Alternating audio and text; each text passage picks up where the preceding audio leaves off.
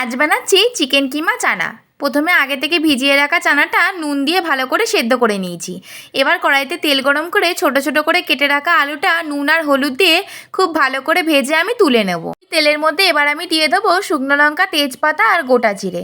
এবার আমি কেটে রাখা পেঁয়াজটা দিয়ে খানিকক্ষণ নাড়াচাড়া করার পর পেঁয়াজটা হালকা করে ভাজা হয়ে গেলে তাতে আমি দিয়ে দেবো কুচানো টমেটো, আদা রসুন বাটা, হলুদ গুঁড়ো, লঙ্কার গুঁড়ো, জিরে গুঁড়ো, ধনে গুঁড়ো আর কাশ্মীরি লঙ্কার গুঁড়ো। এবার সামান্য একটু জল দিয়ে মশলাটা খানিকক্ষণ কষিয়ে নেব। খানিকক্ষণ কষানোর পর এবার আমি দিয়ে দেবো চিকেন কিমা। কিমাটা ভালো করে মশলার সাথে কষানো হয়ে গেলে সাইড দিয়ে যখন তেল ছেড়ে দেবে, এবার কিন্তু আমরা এতে দিয়ে দেবো সেদ্ধ করে রাখা চানা আর ভেজে রাখা আলুটা। কিছু এবার মশলার সাথে ভালো করে কষিয়ে নিয়ে এবার কিন্তু এতে আমি দিয়ে দেবো পরিমাণ মতন জল।